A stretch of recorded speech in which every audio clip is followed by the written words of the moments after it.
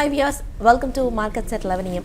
ఇక డీటెయిల్స్ చూసినట్టయితే ఈ రోజు మన మార్కెట్స్ పాజిటివ్ ధోరణితో ఓపెన్ అయ్యాయని చెప్పుకోవచ్చు. ఇక ప్రస్తుతం అదే ట్రెండ్ని కూడా కొనసాగిస్తూ వస్తున్నాయి. ఇక సెన్సెక్స్ విషయానికి వచ్చినట్టయితే మార్నింగ్ 26,450తో ఓపెన్ అయిన సెన్సెక్స్ ప్రజెంట్ చూసుకున్నట్టయితే 113 పాయింట్స్ అబౌవ్తో 26,462 వద్ద ట్రేడ్ అవుతుంది.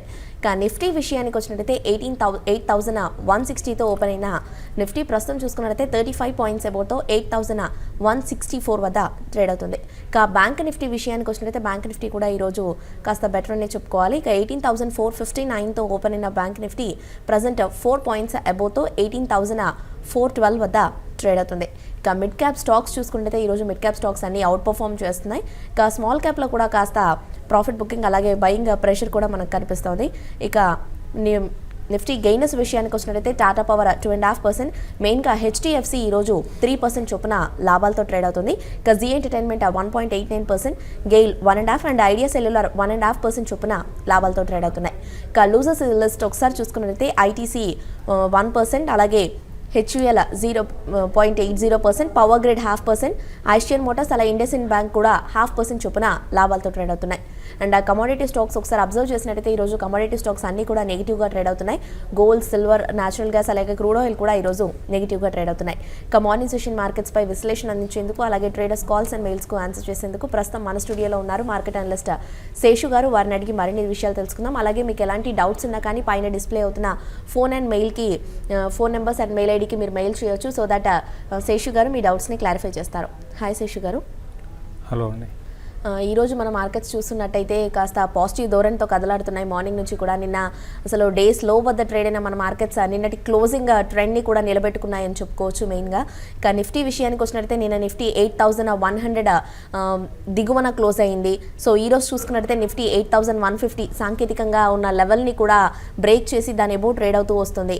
సో మన ఈ అప్ మూవ్ అనేది కొనసాగుతుందంటారా లేదా ఫర్దర్గా ఎలా ఉండొచ్చు అంటారు మార్కెట్స్?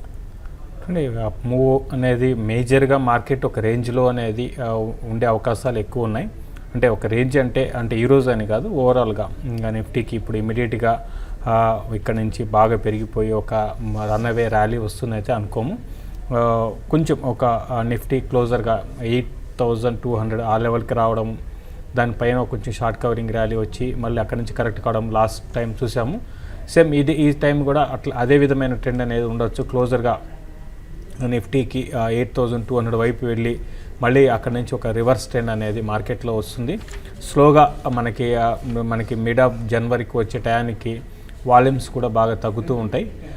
సో డిసెంబర్ మిడ్కి తర్వాత ఎఫ్ఐఎస్ నుంచి కూడా కొంత మనకి యాక్టివ్గా పార్టిసిపేషన్ అనేది పెద్దగా ఉండదు. ప్లస్ నిన్నటి రోజు చూస్తే మనకి మార్కెట్స్ పెరిగినా కూడా ఇంట్రెస్టింగ్ ఏంటంటే ఎఫ్ఐఎస్ సెల్ ఫిగర్ చూసాము. అయితే ఎఫ్ఐఎస్ సెల్ ఫిగరు ఫ్యూచర్స్లో రావడం అనేది కొంచెం ఇంట్రెస్టింగ్ ఉంది. ఎందుకంటే ఇన్ని రోజులు మనకి లాస్ట్ ఒక 7-8 ట్రేడింగ్ సెషన్స్లో చూస్తే ఈవెన్ మార్కెట్ వీక్ ఉన్న టైంలో కూడా ఎఫ్ఐఎస్ అటు స్టాక్ ఫ్యూచర్లో ఇండెక్స్ ఫ్యూచర్స్లో లాంగ్స్ని మనకి బిల్డ్ చేసుకుంటూ వచ్చారు. బట్ నిన్నటి రోజు మాత్రం ఆ విధంగా కాకుండా వాళ్ళు ఎగ్జిట్ అవుతున్నారు, అంటే ప్రాఫిట్ బుక్ చేసుకున్నారు. అంటే ఎందుకంటే లోయర్ లెవెల్స్ నుంచి 7,920 ఆ లెవెల్స్ నుంచి లాస్ట్ సిరీస్కి రోల్ ఓవర్ చేసుకున్న ఏవైతే ఉంటాయో వాటిని స్లోగా ఇప్పుడు వాళ్ళు ఎగ్జిట్ కావడం చూస్తున్నాము. కాబట్టి ఇక at the same time volumes కూడా తగ్గుతున్నాయి. అంటే వాళ్ళ బయింగ్ అండ్ సెల్లింగ్ క్వాంటిటీ కానీ చూసుకుంటే స్లోగా తగ్గింది. బట్ ఏదైనా కూడా మార్కెట్స్ అనేవి ఈవెన్ డొమెస్టిక్ ఫండ్స్ కూడా అమ్ముతున్నాయి. కాబట్టి ఇక్కడ నుంచి సపోర్ట్ అనేది రావాలి అంటే డొమెస్టిక్ ఫండ్స్ మళ్ళీ లాస్ట్ ఒక 1 వీక్ బ్యాక్ ఏ విధంగా 1,000 crores 1,500 crores దాకా ఇన్వెస్ట్మెంట్స్ డైలీ చేశారు. ఆ విధంగా ఉంటేనే మార్కెట్స్ కంప్లీట్గా ఒక అప్ ట్రెండ్ అనేది ఉంటుంది. లేని పరిస్థితులు అటు ఎఫ్ఐఎస్ డొమెస్టిక్ ఫండ్స్ అమ్మితే మార్కెట్స్ హయ్యర్ లెవెల్స్లో సస్టైన్ కాలేవు. ఇవన్నీ ఎందుకు చెప్తున్నా అంటే మార్కెట్స్ నెక్స్ట్ డైరెక్షన్ ఎట్లా ఉంటుందనే దానికి. కాబట్టి వాళ్ళు బయింగ్ వచ్చేంత వరకు మాత్రం మార్కెట్స్ పెద్దగా మనకి అప్ మూవ్ కనపడవు, ఒక రేంజ్లో ఉంటుంది. కాబట్టి పెరుగుతున్నప్పుడు ఎవరైతే లాంగ్ ఉన్నారో వాళ్ళు ఎగ్జిట్ కావడానికి ప్రయత్నం చేసి ఈ మార్కెట్లో అటు ట్రేడింగ్ అంటే బోత్ అటు బై చేయడము తర్వాత సెల్ చేయని వాళ్ళు ట్రేడింగ్కి చేయకపోవడం మంచిది. ఎందుకంటే షార్ట్ సెల్ చేయకుండా ఓన్లీ బయింగే చేయాలంటే మాత్రం ఇప్పుడున్న మార్కెట్లో కాదు, వాళ్ళు కొంచెం మార్కెట్కి దూరంగా ఉండడం బెటర్. మార్కెట్కి మంచి ఒక కరెక్షన్ అయిపోయి కన్సాలిడేషన్ తర్వాత అప్పుడు ఎంటర్ కావచ్చు లాంగ్ పొజిషన్ తీసుకునే వాళ్ళు. బట్ ఇప్పుడున్న పరిస్థితులు ఏంటంటే sell and rallies, buy and dips కూడా చెప్పొచ్చు అండి. ఓకే అండి. ఇక ఈరోజు లారస్ ల్యాబ్స్ ఐపీఓ ఓపెన్ అయింది. సో ఇన్వెస్ట్మెంట్కి ఇది అనుకూలంగా చెప్పుకోవచ్చు అంటారా? చూడండి, లారస్ ల్యాబ్స్ మన ఆంధ్రప్రదేశ్కి చెందిన కంపెనీ అండి. అయితే వీళ్ళు తక్కువ టైంలో చాలా స్ట్రాంగ్గా వాళ్ళకి మనం చూస్తున్నాము ఈ ఫార్మా బల్క్ దాంట్లో మంచి పేరు అనేది సంపాదించారు. ప్లస్ వీళ్ళు R&D మెయిన్ ఫోకస్ అంతా కూడా R&D అండి. ఇంతకుముందు కూడా నేను చాలా ప్రోగ్రామ్స్లో చెప్పడం జరిగింది. ఎప్పుడు కూడా ఫార్మా స్టాక్ సెలెక్ట్ చేసుకునేప్పుడు అందులో 2-3 రకాలు ఉంటాయి. బల్క్ ఒకటి, తర్వాత మామూలు ఫార్మా కంపెనీ ఒకటి, తర్వాత చిన్న ఫార్మా కంపెనీస్ అనమాట. అంటే వాళ్ళు ఏంటంటే మామూలుగా చిన్న మెడిసిన్స్, పారాసిటమాలో లేకపోతే సెఫ్లోస్పోరిన్స్, యాంటీబయాటిక్స్ ఇటువంటి తయారు చేస్తుంటారు. అటువంటి కంపెనీస్లో మనకి ఇన్వెస్ట్ చేసుకుంటే పెద్దగా ఉపయోగం లేదు. ఎందుకంటే IT కంపెనీస్ తర్వాత సెకండ్ హైయెస్ట్ లిస్టెడ్ కంపెనీస్ మనకి ఫార్మాలో ఉన్నాయి. సో వాటిలో మనకేం పెద్ద గ్రోత్ అనేది ఉండదు. At the same time competition కూడా ఉంది. అట్లా కాకుండా ఇప్పుడు ఈ కొత్త కంపెనీస్ కొన్ని కంపెనీస్ ఉన్నాయి. ఇప్పుడే మనం అనుకున్నాము, ఈ IPO గురించి మాట్లాడుకుంటున్నాము. సో ఈ కంపెనీ ఏంటంటే వీళ్ళు డిఫరెంట్ దాంట్లో అంటే స్పెషాలిటీ డ్రగ్స్ అనమాట, వాటిలో ఉన్నారు. తర్వాత ARVs అంటే యాంటీ రీట్రవల్ డ్రగ్స్ అంటాము, అంటే HIVకి వాటికి వాడే డ్రగ్స్. సో ఇటువంటి వాటిలో ఉన్న వాళ్ళకి ఏంటంటే ఇటువంటి కంపెనీస్, మ్యానుఫ్యాక్చరింగ్ కంపెనీస్ కానీ బల్క్ కానీ బల్క్ వాళ్ళు చేసేవాళ్ళు చాలా తక్కువ మంది ఉన్నారు. ప్లస్ R&D డివిజన్ కూడా వీళ్ళకి ఉండాల్సి ఉంటుంది. అది కూడా క్వాలిటీ R&D డివిజన్ ఉండాలి. కాబట్టి ఇవన్నీ ఉన్నాయి కాబట్టి దీన్ని డెఫినెట్గా ఇన్వెస్ట్ చేసుకోమని చెప్తాను. ఇటువంటి కంపెనీస్కి ఆ ఫ్యూచర్ అనేది రానున్న రోజుల్లో బాగుండే అవకాశం ఉందండి. ఓకే అండి, ఇక హౌసింగ్ అండ్ ఫైనాన్స్ సెక్టర్ విషయానికి వచ్చినట్టయితే ఈరోజు బాగా పర్ఫామ్ చేస్తుందని చెప్పుకోవచ్చు. నిన్న నెగిటివ్గా ఉన్న HDFC ఈరోజు మనకి నిఫ్టీ టాప్ గెయినర్గా కూడా పర్ఫామ్ చేస్తూ వస్తుంది. సో మెయిన్గా ఈ సెక్టర్లో వీక్నెస్ అనేది ఎండ్ అయిపోయినట్టేనా? అలాగే మిగతా స్టాక్స్ చూసుకున్నట్టయితే క్యాన్ఫిన్ హౌసింగ్, అలాగే GIC housing finance, PNB housing finance ఇలాంటి స్టాక్స్ కూడా మనకి పాజిటివ్గా పర్ఫామ్ చేస్తూ వస్తున్నాయి. ఓవరాల్గా మీ సజెషన్ ఏంటి ప్యాక్ పైన? ఓవరాల్గా హౌసింగ్ ఫైనాన్స్ విషయానికి వస్తే ఇంకా వీటికి అంటే డౌన్ సైడ్ ఎంత ఉంటుందనేది మాత్రం చెప్పలేము. అయితే HDFC బ్యాంక్ మాత్రం క్లోజర్గా 1200 ఆ లెవెల్ దగ్గరికి వచ్చినప్పుడు కూడా దీనికి బయింగ్ అనేది రావచ్చు అండి ఇక్కడ నుంచి. అయితే HDFC ఇక్కడ నుంచి పెద్దగా పడకపోవచ్చు. అయితే మిగతా హౌసింగ్ ఫైనాన్స్ స్టాక్స్ మాత్రం కొంచెం అంటే ఇంకొంత డౌన్ సైడ్ ఉండే అవకాశాలు అయితే మనం రూల్ అవుట్ చేయలేము. ఎందుకంటే ఇప్పుడే అన్నాను, మార్కెట్ పెరుగుతున్నప్పుడు ఇక్కడ నుంచి ఇంకా పడవద్దు, పెరిగిపోతున్నట్టుగా అనిపిస్తుంది. పడుతున్నప్పుడు ఏంటంటే ఇంకా పడిపోవచ్చు అనిపిస్తుంది. బట్ అట్లా ఉండదండి. కొంచెం ఇక్కడ నుంచి కొంచెం మార్కెట్లో పెరిగినాక మళ్ళీ ఇంకో కరెక్షన్ రావచ్చు. సో నా ఉద్దేశం ప్రకారం ఇది ఏంటంటే HDFC 1280 అండ్ 1180 మధ్యలో కొన్ని రోజులు ఉండే అవకాశం ఉంది. సో ఇక్కడ నుంచి ఒక 30 to 40 రూపీస్ ఎక్స్పెక్ట్ చేయొచ్చు అప్ సైడ్, మళ్ళీ అక్కడ ఆగొచ్చు అండి. బట్ మిగతా other stocks, housing finance stocks ఇంకొంచెం కొంచెం పెయిన్ ఉండే అవకాశం ఉంది. బట్ అది ఎప్పుడు వస్తుందా అనేది చెప్పడం కష్టం. బట్ ప్రస్తుతం అయితే ఇవన్నీ రేంజ్ బౌండ్లో ఉంటాయండి ఎక్కువగా. ఓకే అండి, శేషు గారు, స్టీల్ స్ట్రిప్స్ వీల్స్ ఈరోజు చూసుకున్నట్టయితే 500 నుంచి 610కి జంప్ అయింది. సో దీనికి ఏదైనా స్పెసిఫిక్ రీజన్ అనేది ఉందంటారా?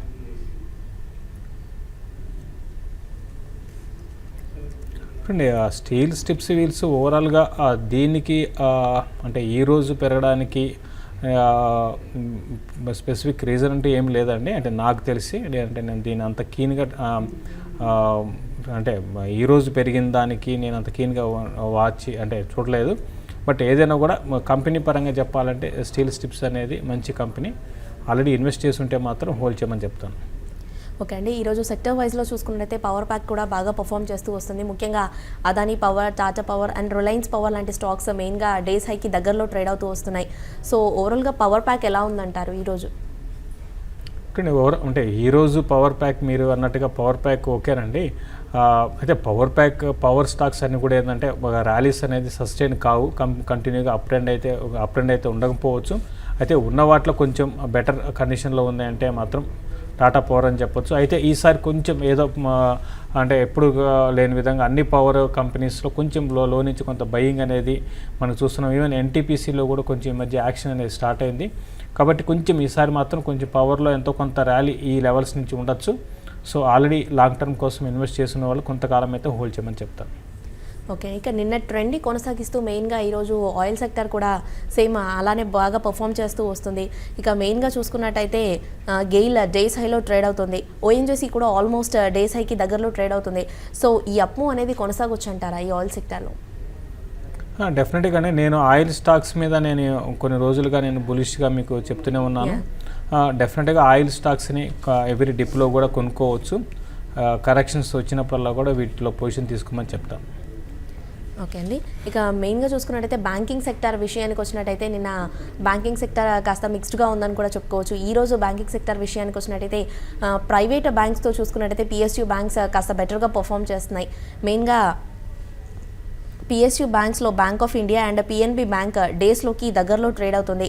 సో ఓవరాల్గా పిఎస్యూ బ్యాంక్స్ పై మీ అభిప్రాయం ఏంటంటారు శేషి గారు? ఇప్పుడు పిఎస్యూ బ్యాంక్స్ లాంగ్ టర్మ్ కోసం ఇంకా మనకి బై చేసుకోవచ్చండి. అయితే వీటికి అంటే ఇప్పుడు ఉన్న అన్సర్టెనిటీ ఏదైతే ఉందో ఈ క్యాష్ క్రంచ్ అనేది ఇది కొన్ని రోజులు ఉండొచ్చు. బట్ దీనికి బ్యాంక్స్కి పెద్దగా అది పాజిటివ్ అంశమే, నెగిటివ్ అంశమే తెలియదు. ఎందుకంటే బ్యాంక్స్లో డబ్బు రావడం అయితే ఇవన్నీ కూడా ఏంటంటే మొత్తం కొంత కన్ఫ్యూజన్ ఉంటుంది. బట్ ఏదైనా కూడా ఒకవేళ ఎకానమీ పరంగా చూడాలి అంటే ఈవెన్ రానున్న రోజుల్లో జీడిపి కానీ తగ్గితే కొంత బ్యాంక్స్ కొంత నెగిటివ్ అవుతుంది. అంటే మనం ఒకే యాంగిల్ చూడకుండా. బట్ ఏదైనా కూడా ఏంటంటే ఇవి ఇన్ని రోజులు మనం చూస్తున్నాం ఒక రేంజ్లోనే ఉన్నాయి. సేమ్ రానున్న రోజుల్లో కూడా అదే రేంజ్ కొనసాగే అవకాశం ఉంది. ఇక్కడ నుంచి పెద్ద ఎక్స్పెక్టేషన్స్ పెట్టుకోకుండా ఒక 20% ఒక 1 year కోసం 15-20% కోసం అయితే పిఎస్యూ బ్యాంక్స్ని ఇన్వెస్ట్ చేసుకోమని చెప్తాను. ఓకే అండి. మెయిల్స్ కూడా చాలా ఉన్నాయి, కొన్ని మెయిల్స్ చెక్ చేద్దాము. మంజునాథ్ మెయిల్ చేశారు, ఆర్బీఐ పాలసీ రేపు లిస్టింగ్ ఉంది కదా, సో బ్యాంక్ నిఫ్టీలో లాంగ్స్ తీసుకోవచ్చా అని అడుగుతున్నారు. ఒకటండి ఇప్పుడు ఈసారి క్రెడిట్ పాలసీ అనేది కొంచెం కన్ఫ్యూజన్ అనేది ఉంటుందండి. ఎందుకంటే ఇది ఇక డిమానిటైజేషన్ తర్వాత వచ్చిన క్రెడిట్ పాలసీ కాబట్టి ఇక్కడ ఇంకోటి సిఆర్ఆర్ కట్ చేస్తే ఇంకొక మనకి వినపడుతున్న ఏదేంటంటే సిఆర్ఆర్ కట్ చేస్తే మామూలుగా పాజిటివ్గా మార్కెట్స్ రియాక్ట్ అవుతాయి. బట్ ఈసారి సిఆర్ఆర్ కానీ రెపో రేట్ కట్ చేస్తే మార్కెట్స్ పాజిటివ్గా రియాక్ట్ అవుతాయి. బట్ ఈసారి ఆ విధంగా ఉండకపోవచ్చు అనేది మనం చూస్తున్నాము. ఎందుకంటే ఇప్పుడు ఎక్కువగా సిఆర్ఆర్ మీద అంటే క్యాష్ రిజర్వ్ రేషియో ఎంత ఆర్బీఐ అలౌ చేస్తుంది అనే దాని మీద ఎక్కువగా ఫోకస్ ఉంది. ఎందుకంటే మనీ అనేది ఒక్కసారి లాస్ట్ ఒక 1 monthలో మనం చూస్తే ఈ పిఎస్యూ బ్యాంక్స్కి తర్వాత ఈవెన్ ప్రైవేట్ బ్యాంక్స్ కూడా బ్యాంక్స్ కాసా రేషియో పెరిగి తర్వాత మనీ కూడా బాగా రావడం చూసాము. కాబట్టి ఇక్కడ సిఆర్ఆర్ని ఏ విధంగా చేస్తుంది తర్వాత ఆర్బీఐ అంటే ఫస్ట్ టైం అనమాట ఈ మన డిమానిటైజేషన్ తర్వాత క్రెడిట్ పాలసీ కాబట్టి ఆర్బీఐ ఏ విధంగా ఆర్బీఐ గవర్నర్ మాటలు ఏ విధంగా ఉంటాయి. సో దాన్ని బట్టి కూడా అంటే ఫ్యూచర్లో ఈ వచ్చిన మనీని ఈ ట్రాన్సాక్షన్స్ని ఇవన్నీ కూడా ఎటువంటి నిర్ణయాలు తీసుకుంటారు అనే దాని మీద కూడా మనకి ఉంటుంది. బట్ బ్యాంక్ నిఫ్టీ విషయానికి వస్తే ఈరోజు ఫ్లాట్గా మనకి చూసాము. ఈరోజు హై 534 18,534 అది అక్కడి నుంచి కొంచెం కరెక్ట్ అయ్యి ఆల్మోస్ట్ కొంత ఈరోజు కొంచెం ఫ్లాట్గా మనకి అబ్జల్యూట్లీ ఫ్లాట్గా ట్రేడ్ అవుతుంది. అయితే బ్యాంక్ నిఫ్టీని బై చేసుకొని రిస్క్ తీసుకోగలిగితే బై చేసుకోమంటాను 18,400 ఆ లెవెల్ దగ్గర ఈరోజు పెద్దగా మూవ్ అయితే ఎక్స్పెక్ట్ చేయలేము. రేపు అయితే కొంచెం ఉండొచ్చండి. ఈ పైకి కిందకి ఒక 200-300 పాయింట్లు ఉండొచ్చు. అప్పుడు ఆ టైంలో మీరు ఆర్డర్ పెట్టేసుకొని ముందుగా సెల్లింగ్ ఆర్డర్ ఎగ్జిట్ కావడం బెటర్. ఎందుకంటే 18,800 దాకా మ్యాక్సిమం, అంతకుమించి పెద్దగా పెరగకపోవచ్చు. క్రెడిట్ పాలసీ తర్వాత మళ్ళీ బ్యాంక్ నిఫ్టీలో సెల్లింగ్ వచ్చినా ఆశ్చర్యపోనవసరం లేదు. అన్సర్టనిటీ ఉంది, లిక్విడిటీ తగ్గుతుంది కాబట్టి సెల్ అండ్ ర్యాలీసే బ్యాంక్ నిఫ్టీకి చెప్తాను. ఓకే అండి. సూర్యనారాయణ మెయిల్ చేశారు, 6 months back Tex Infra and NHC foods 250 షేర్స్ని బై చేశాను. అండ్ టెక్స్ ఇన్ఫ్రా వచ్చేసి 42 రూపీస్ వద్ద అండ్ ఎన్హెచ్సి ఫుడ్స్ 21 రూపీస్ వద్ద బై చేశాను. సో హోల్డ్ చేయమంటారా లేదా ఎగ్జిట్ అవ్వమంటారా అని అడుగుతున్నారు. Tax infra tax మేకనా